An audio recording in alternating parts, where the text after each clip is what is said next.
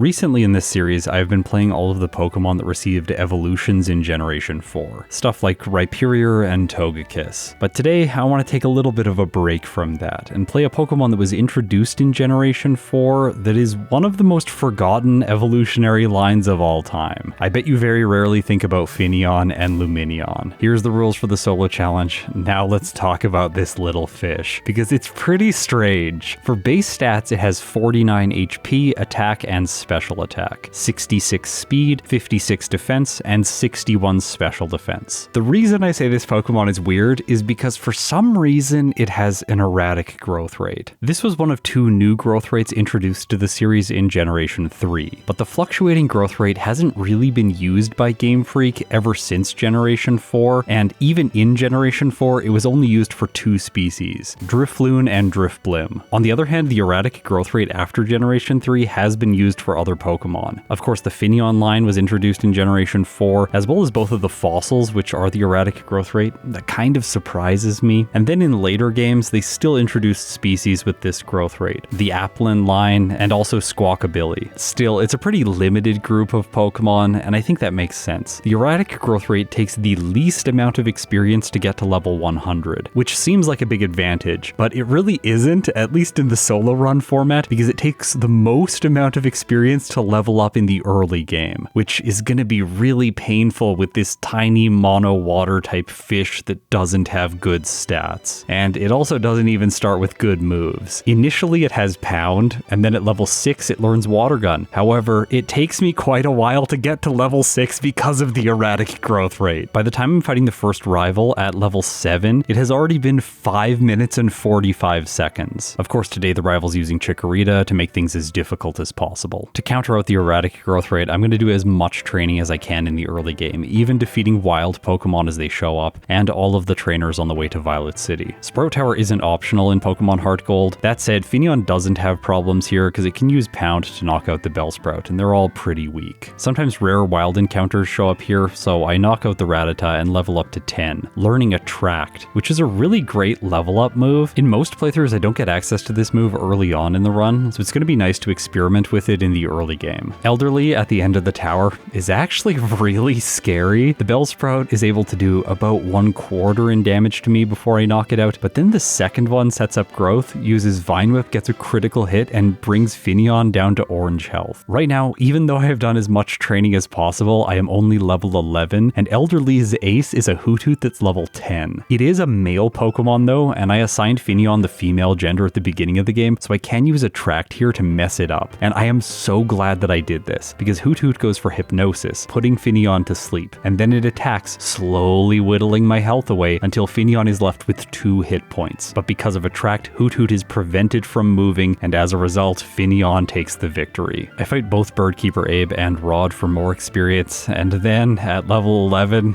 I guess I'm gonna fight Falkner. I'm not feeling too good about this.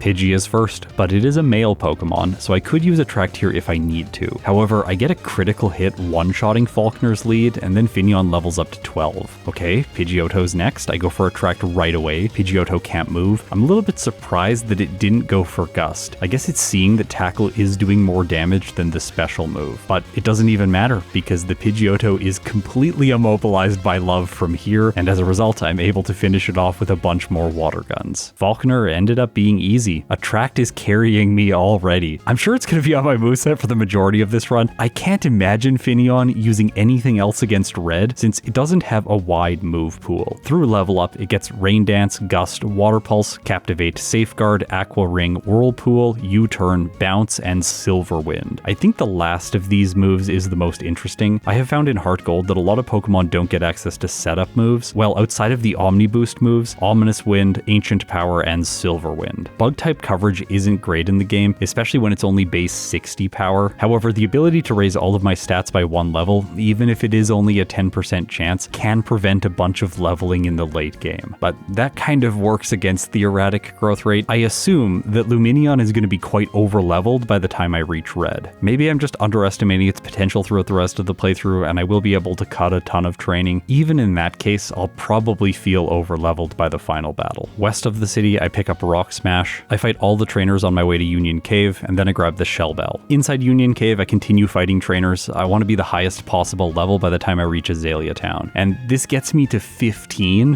which is not great. Luckily, all the rockets in the well are very easy to defeat. That said, I'm only level 16 by the time I'm ready to face Bugsy. I don't think that this is gonna go well. I don't want to train on wild Pokemon though, and I'd rather have a little bit more information. So I'm gonna battle Bugsy for science and collect some data.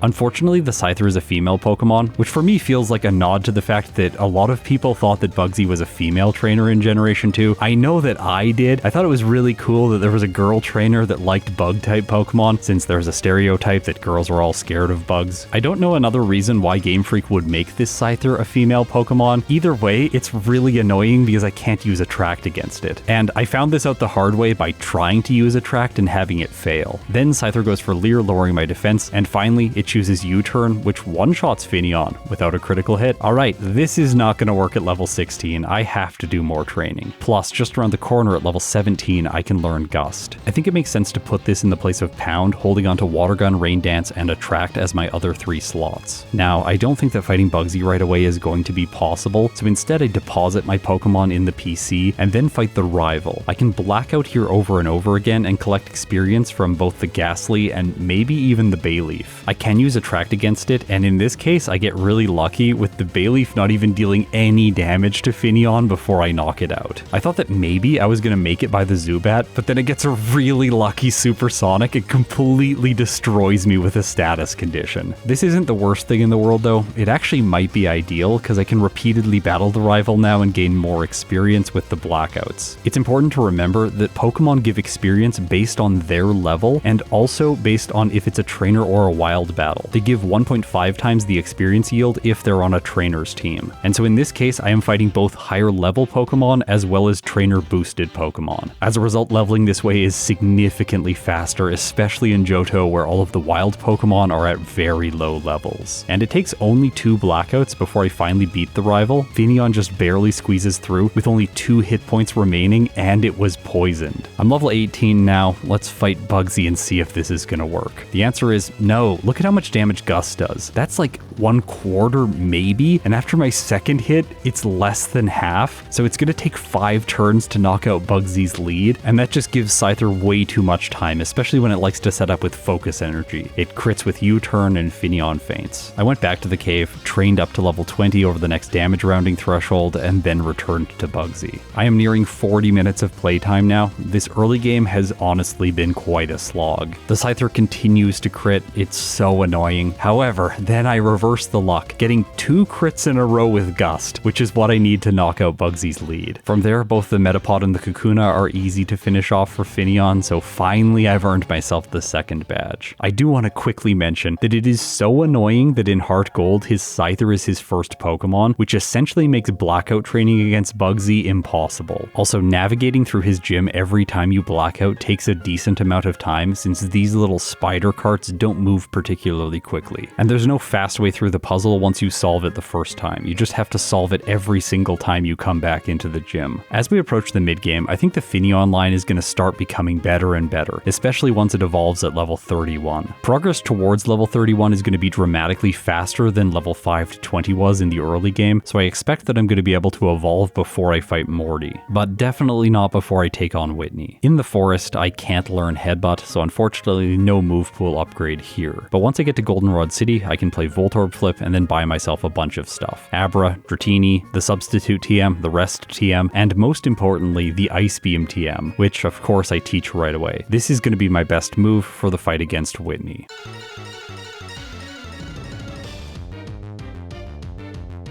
Clefairy ends up not being a problem. I freeze turn 1 with Ice Beam, and then it can't do anything and I knock it out for free, even burning one of Whitney's super potions in the process, which will make the Miltank easier. However, it is faster than Finneon by 3 speed, and it's also using Stomp with the potential to flinch, and also the potential to get a brutal critical hit. I could have used Rain Dance and comboed that with Swift Swim to outspeed the Miltank. That might have improved my odds, but because of the critical hit, that wouldn't have helped me win. I'm just not doing enough damage damage to Miltank. So instead of fighting Whitney again, I'm going to do some training north of the city. After all, there are trainers like Fire Breather Walt, who has 2 Magmar, and they give really good experience yields. Plus, fighting him is easy as a water type. And if I level up only one more time to 22, I can learn Water Pulse, which is a major upgrade to Water Gun. I continued my training one more level to 23 for both the damage rounding threshold and also for 46 speed, ensuring that I now move first against the Miltank. I tried using Rain Dance here to boost my damage, but I still have to 3-shot the Miltank. Because of this, it's able to attack with Stomp multiple times and knock Finneon out. I tried the fight again, then Miltank just gets stuck using Milk Drink over and over again, and this is a good position to be in because Water Pulse has a 20% chance to confuse. I continuously have the chance to inflict the status condition, and I can't believe it, but I didn't. I hit so many times with Water Pulse and no status on the Miltank. Eventually, I resorted to setting up Rain Dance to boost my damage, and then I went back to Water Pulse, but my health was getting very low. Stomp hits, bringing Finneon down to 18 hit points. Water Pulse takes the Miltank to orange health. It doesn't go for Milk Drink, instead choosing Stomp again, taking me to 3 hit points, and then I knock out Whitney's ace. That was a really close battle, but I think the close fights are behind me. It's either going to be stomping the enemy from here or struggling against difficult trainers that have type advantages. That said, let's consider the water type for a moment in the context of all of the major battles coming up in the run. There aren't really trainers that have super effective moves. Like Surge does exist, he is an electric type specialist, but he's pretty bad in this game. At least he's better than Generation 1 as well as Generation 2. This is probably the most difficult Surge has ever been, but I still don't expect that Lumineon is going to struggle against him. Plus, just around the corner after finishing off the Sudowoodo, I can finish the one rocket in the Ecruteak Dance Theater and then earn myself the HM for Surf. This is a massive upgrade to Water Pulse. Still, before fighting the rival, I'm gonna do some training in the surrounding region. I fight trainers on the way to the Lake of Rage, as well as everyone in the Lighthouse. Now let's come back to the erratic growth rate. With it, you want to use rare candies as early on as you can into the playthrough. So after finishing the training in the Lighthouse, I'm level 29, and I've collected 2 rare candies. I can use both of them here to level up to 31 and evolve into Lumineon. It has some nice base stats. For HP, 69, for attack, 69, for special attack, 69.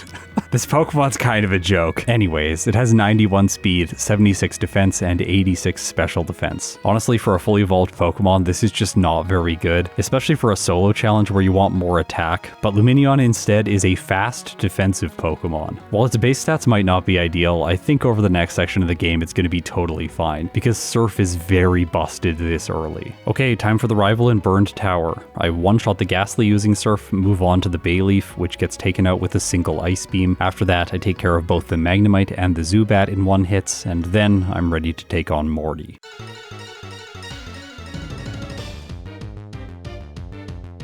Ghastly's first, one-shot with Surf. He sends in Gengar next. I do more than half. It heals with a Citrus Berry, but not enough to survive my next hit. And its Shadow Ball did almost nothing. Because of that, I one-shot both of the following Haunters and earn myself an easy 4th badge. Alright, we are starting to roll now. This is feeling so much better than it was with Finneon. I decided to backtrack to Goldenrod City to pick up the TM for return. And as I walked into this grass patch, I ran into a wild encounter, which was a bit strange since I had a repel. Turns out it was Entei. So I tried to catch it, unfortunately no luck today. Eventually I'm gonna catch one of these legendaries. Before picking up return, I grabbed myself the Silverwind TM, and we should go through the other TMs that this Pokemon can learn, cause it really doesn't get that much. Water Pulse, Ice Beam, Blizzard, Rain Dance, generic stuff like Return, Facade, Rest, and finally bug moves, Silverwind and U-Turn, as well as Payback, which only has a base power of 50, so I assume it's not gonna be useful at all. This Pokemon really boils down to a simple set. I think it's going to be using Surf and Ice Beam, its 2 best moves. It's going to use Silverwind for setup and likely Attract to squeeze by annoying male Pokemon. Upon teleporting back to Ecruteak City, I have a choice as to who to fight next, Chuck or Price. I think Chuck makes sense in this case. Both of his Pokemon are male, and even though my typing doesn't match up particularly well against his Poliwrath, at least offensively, I think I should be fine.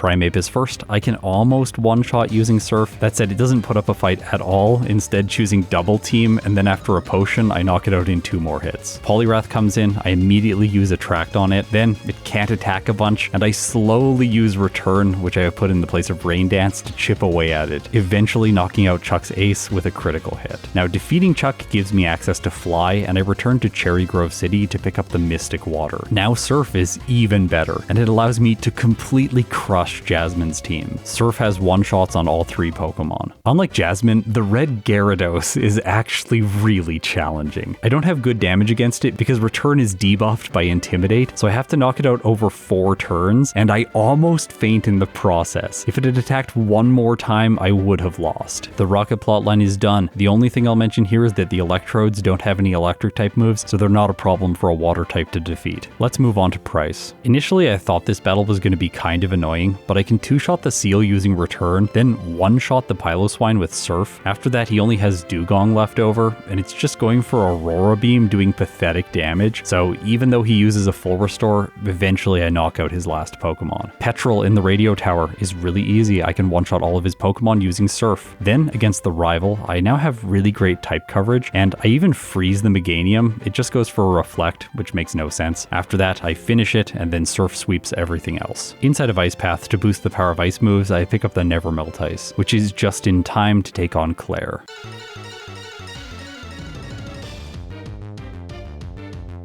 She leads with Gyarados, and it's really annoying. I have to 3-shot using Ice Beam, and as a result, I take a ton of damage. I even freeze it, and that does allow me to get by it because it could have attacked one more time, but it didn't. As a result, I can 1-shot both of the following Dragonair, but then Kingdra comes in, and I can't even do half with Ice Beam. Also, I can't use Attract on the Kingdra because it's female, but I did try anyways. I would like to say that my mistake didn't matter, but it kind of did because I could have frozen the Kingdra. I really didn't want to go and do more training. I just kept trying to fight Clair. I thought eventually I would get a lucky freeze with Ice Beam, or maybe a critical hit and then be able to pull myself through. But no, Clair is the one getting critical hits, with the Kingdra's Dragon Pulse. After my 3rd loss, I was starting to think about alternatives. Blacking out here to Clair isn't really a good choice since it takes a long time to navigate her gym, and sometimes you can skip spinners going in the first time, and then if you have to re-navigate the gym, you might run into the spinners again, slowing you down. It isn't the end of the world if you're trying to black out, you can just get a little bit more experience from those trainers, but overall with blackout training, I like to fight the gym leader over and over again because typically you're trying to synergize some kind of lucky win with the fact that you're gaining experience every time you attempt the trainer. And that wouldn't really be the case here with Clair. I'd waste a ton of time through the gym and maybe fight other trainers. That said, in the 4th attempt against her, I freeze the Gyarados, have more health as a result, and then the Kingdra just kind of drops the ball. It uses Dragon Pulse, doesn't do much damage, then chooses Hyper Beam, which isn't enough to knock me out, and as a result, Clair has to recharge and she can't use a potion. Because of that, I can hit with 1 more Ice Beam and finish her ace. Okay, time to fight the Kimono girls. I will let all of you know that I have commissioned art from Serena Vale for these trainers because they are typically so awful in Pokemon HeartGold, and that's the case today. The Umbreon has ridiculous special defense. Because of that, I can't knock it out quickly, and I get taken to orange health before it goes down. From there, I have to, in sequence, fight all of the other Kimono girls, so if any of them do damage, I could potentially faint. What I have found in most recent playthroughs is that I should be depositing all of my HM users before attempting these fights. Then if I lose, I just simply black out, try the Kimono girls again, and they give decent experience yields, so training here isn't the worst thing in the world. Also, with a lot of Pokemon, I am finding that using rare candies before Clair or before the Kimono girls tends to be the best play. Luckily for Lumineon, it isn't a Pokemon that relies on setup moves like Swords Dance or potentially something like Nasty Plot. Due to this, it should have an easier time against the Kimono girls overall. Today, I am able to make it to the Vaporeon, which is the final Pokemon in the gauntlet. Unfortunately, my HP is 5, and as a result, Vaporeon chooses Quick Attack, finishing Lumineon. Now, I hadn't deposited my HM users, so I go back to the Pokemon Center and I do that after resetting. Things go so much better the second time around. The Umbreon doesn't do nearly as much damage. Then, I make it by the Espeon, as well as the Flareon, and arrive at the Jolteon. It paralyzes paralyzes me, which is unfortunate, and I get taken to about half health before the Vaporeon comes out. Now, I am using the Shell Bell here to gain back small amounts of HP, but unfortunately because of my status condition, I just can't attack. Vaporeon is using Surf, which is only doing small amounts of damage. That said, I am able to hit it with Attract so that it's messed up. Now 50% of the time it's not going to attack, but it still takes me all the way down to 6 hit points. And then Lumineon lands Return, getting a critical hit one-shotting Vaporeon. Inside of the bell tower, I complete the battle against Ho-Oh, getting some fast experience using Surf twice. The rival battle before the league ends up being really simple. Surf is great here, Ice Beam two-shots the Meganium, and from there the rest of his team doesn't stand a chance. Now we're starting to see the benefit of the erratic growth rate at this point in the run. I'm level 55 by the time I'm starting the Elite Four, and I want you to check in with my level by the time I beat all of these trainers, because I'm starting to gain levels very quickly. Okay, let's take on Will.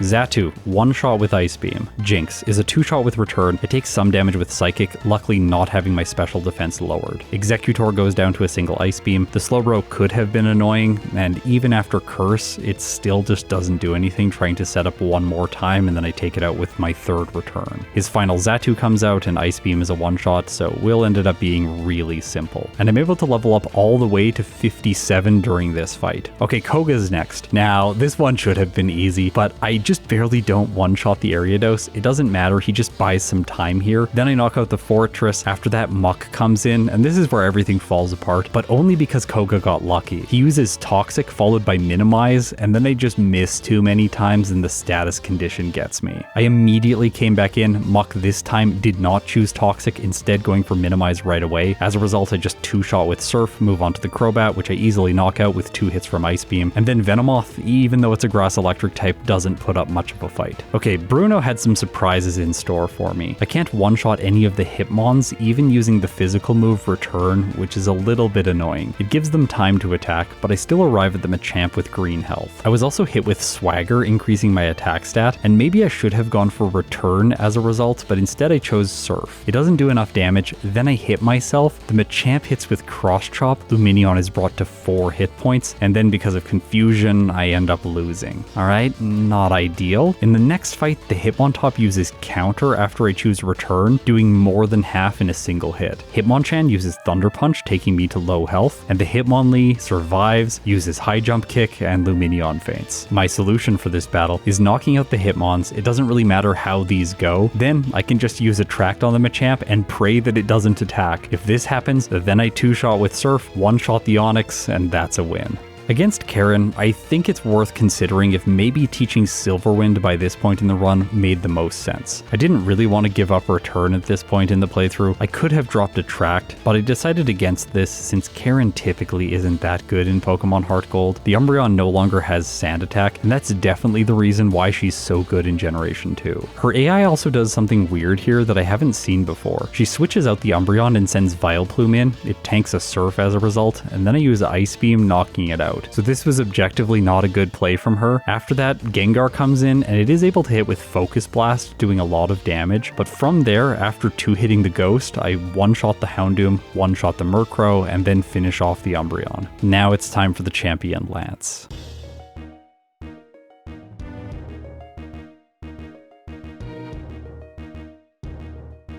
Gyarados is annoying. It takes so long to knock out with Ice Beam. Lance heals it, I have to slowly chip away. My health is taken under half during this process, but it doesn't really matter. Let's be fair, Lumineon is just going to destroy the remainder of his team members. I have Ice Beam for all 3 Dragonites, and Surf for both the Aerodactyl and the Charizard. All 5 of his following Pokemon are 1-hits. I thought that fighting Erica next would be fine for Lumineon since I have access to Ice Beam. I'm able to one-shot both the Jumpluff and the Tangela, but then Blossom comes in and it has ridiculous special defense. It's also using Giga Drain, and it's healing just enough to consistently survive Ice Beams and continue to attack. Because of this, it finishes Lumineon. I decided not to continue trying this and instead go to Sabrina's gym next. I'm faster than all of her Pokemon, I have decent special defense, and even though Return isn't one-shotting Pokemon like the Espeon, this fight ends up being really simple. On the other hand, Misty ends up being quite challenging. I can't one-shot anything here, I can't even two-shot the Quagsire, and I have to 4-hit the Lapras, which gives it time to use Sing, putting Lumineon to sleep, and because of that I take a reset. I tried again, this time Lapras paralyzes with Body Slam. Okay, I'll try for a third time. It looked like things were going better against Lapras. I took it to a sliver of health. It attacks with one more Body Slam, and then paralyzes Lumineon. As a result, even though I knock it out, the following Starmie knocks me out using Ice Beam. Okay, 4th time's the charm. You will have noticed that I have taught Lumineon Silver Wind by this point in the run. I thought that getting an Omni Boost would let me beat Misty more easily. Turns out I'm just not able to get Omni Boosts during this fight, so I have to go through with my regular stats anyway. This time around though, I just get a little bit luckier arriving at the Starmie with more health, and because of that I am able to finish it off. Okay, I tried Surge next with Surf. I shouldn't have insulted him earlier on. He's actually kind of scary because I can't one-shot the Raichu. I did think I would knock it out with Surf since I'm decently over-leveled at this point. Unfortunately, because I can't one-hit it, I'm able to get hit by Thunder Wave right away, and then due to the status condition, I just take too much damage throughout the fight. So I will have to backtrack to him later. Luckily, there are some other easy gym leaders that I can fight. Brock, Blaine, and Janine. Plus, with the erratic growth rate, I'm leveling up very quickly. I went from 55 to 61 during my Elite Four run. And after beating these 3 gym leaders, my Lumineon is now level 70. This increase in levels makes Erica so much easier. I simply 2-shot the Blossom using Ice Beam. Surge, on the other hand, is still really annoying. I'm not able to one-shot the Raichu without the Mystic Water, so I tried using it to boost the power of Surf. Unfortunately, it's still not able to get the one-hit. But I'm level 72 right now, so I decided to do some optional training against random trainers, getting Lumineon to level 73 over a damage rounding threshold, which allows me to one-shot the Raichu. Because I can avoid paralysis early into the fight, this is now a foregone conclusion. I sweep through Surge's team until the Electabuzz, which I have to 2-shot, however it doesn't have Thunder Wave. And I'm not making contact, so static is irrelevant. Magneton's all that's left, and Surf one-shots. Typically Blue is the best gym leader in all of Kanto, but that isn't the case today. I can one-shot the Executor with Silver Wind because it does 4 times damage. Then he sends in Rhydon,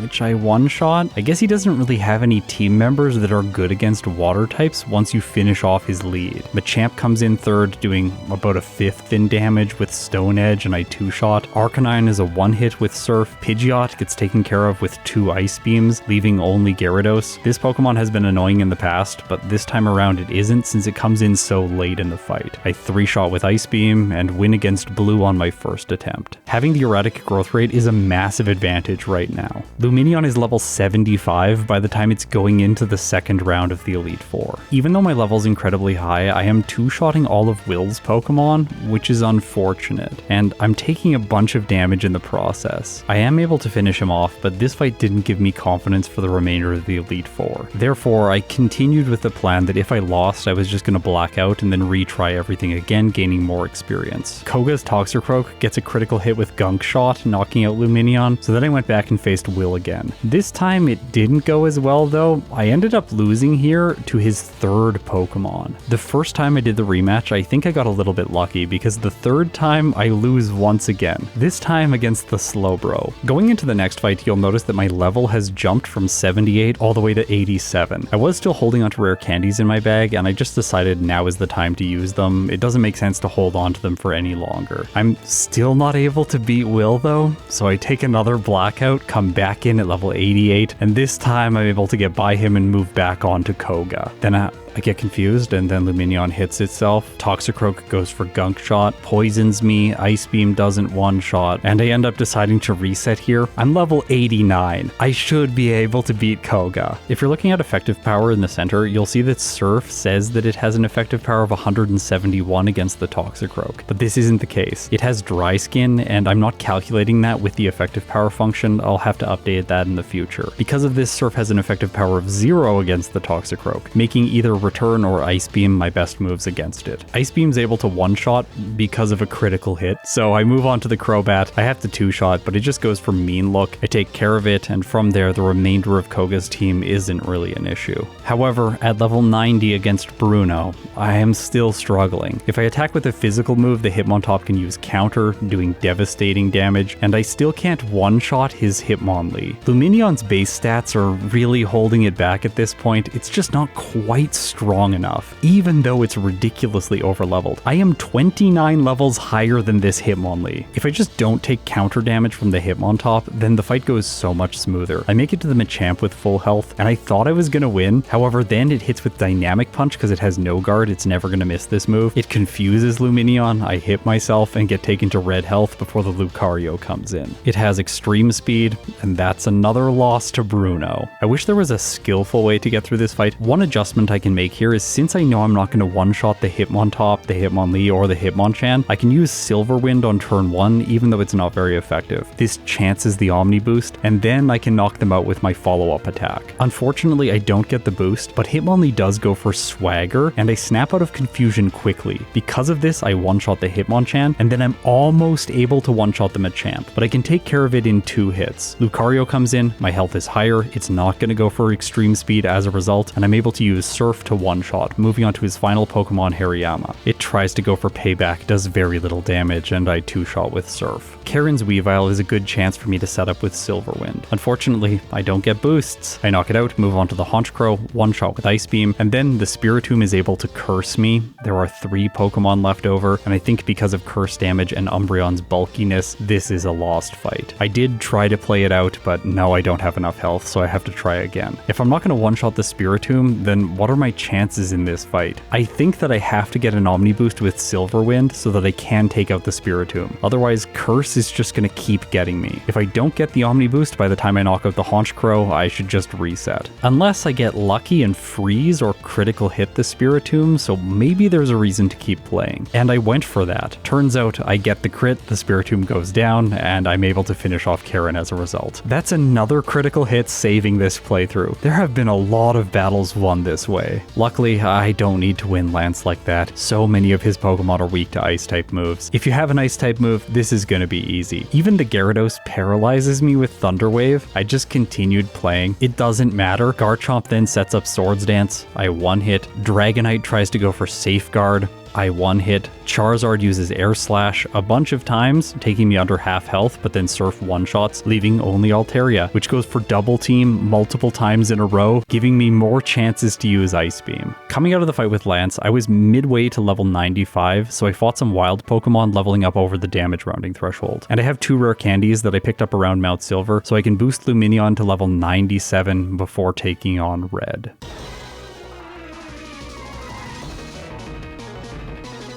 Okay, if the Elite Four was difficult for Lumineon, Red is on a completely different level, provided that I am not able to one-shot his Pikachu. If it's able to attack with Volt Tackle, I just don't think I can win. Luckily for me, Surf is able to one-shot. He sends in Venusaur next because it's a grass type. I'm able to one-hit it using Ice Beam and to move on to the Snorlax. But I don't have good moves against this special wall. Surf is going to do the most damage. Ice Beam has the upside that it can freeze, Silverwind could Omni Boost, and I could use Return to hit Snorlax's weaker defense stat. I played around with this, and it looks like Surf is doing slightly more than Return, although they're pretty equivalent. In the end though, Snorlax is able to knock me out because I don't have any healing moves. It also got a critical hit just before I took care of it. But I don't think I could have made it by the Lapras or the Blastoise that inevitably were going to follow. Okay, last time I actually crit the Venusaur. That allowed me to one-shot it with Ice Beam. If I don't crit it, then it can use Giga Drain, draining my health, taking it out of KO range. And the longer I'm in this fight, the worse, because it can go for Sleep Powder, putting Lumineon to sleep, and then Frenzy Plant for the knockout. Okay, so maybe one-shot the Pikachu with Surf and then Silverwind on the Venusaur, hoping for a boost. I tried this and no, it's not going to work. I think I need to use Attract against the Venusaur so that it's not able to attack. Still, in the next fight, I get put to sleep, take a bunch of damage, and while I do make it to the Snorlax, it's not a great position to be in. I try Silverwind for boosts, but I don't get them. I move on to the Lapras, but it's hopeless now because my health is so low and I don't have rest. Reflecting on this, I think I was a bit too stubborn here. I kept trying with this strategy, hoping for a Silverwind boost, maybe on the Snorlax, since it's going to take time to knock out anyway. The problem is, even when I get the boost, I can't really take advantage of it because Red has healing items, and Lumineon without healing isn't tanky enough. So the solution here has to be teaching Rest. I put it in the place of Attract, which is annoying, but then I can knock out the Venusaur just spamming Ice Beam. Silverwind for Omni boosts on the Snorlax, I'm able to get one, but it doesn't speed up the fight that much. I still have to take my sweet time against both the Lapras and the Blastoise, healing multiple times with Rest, slowly chipping away at them with moves like Surf and Ice Beam since Silver Wind is out of PP. I guess it's fitting that this is the way that the playthrough ends. Lumineon is playing defensively, and after what was a slog of a fight, I finally defeat Red and clock in with a time of 3 hours 11 minutes and 56 seconds. Lumineon had 36 resets, 7 blackouts, and it finished the game at level 98. And I can't imagine doing this playthrough without the erratic growth rate now, just because of how poorly it performed in the late game, even though it was over-leveled. Its game time was 9 hours and 30 minutes. With a time under 3 hours and 15 minutes, Lumineon's gonna fit into the D tier, but it wasn't able to outpace the grass-type starter Meganium, so it earns itself the last placement within this tier. While it wasn't that much slower than both Staraptor and Meganium, it was significantly faster than the Pokemon in the E tier, Yanmega and Ursaring. Both of them had times between 3 hours and 20 minutes and 3 hours and 30 minutes. There's a void in these HeartGold playthroughs between the 3 hour and 11 minute mark and the 3 hour and 23 minute mark. I wonder what Pokemon in the future is gonna fit into that gap. Okay, so I took a break from all of my worries. We're gonna go back to playing Pokemon that evolved in Generation 4 and were introduced to the series in a prior generation. I'm gonna play Porygon next. It's gonna be a really interesting playthrough because that evolutionary line is always unique. Also, we are now into daily December, even though it's November, so expect a video from me every single day until January 1st. HeartGold is going to be on every Thursday, so I'll see you next week for Porygon. If you support me on Patreon or through YouTube memberships, thank you so much, it means the world to me. Now, if you've made it this far, you're incredible. I'll see you tomorrow.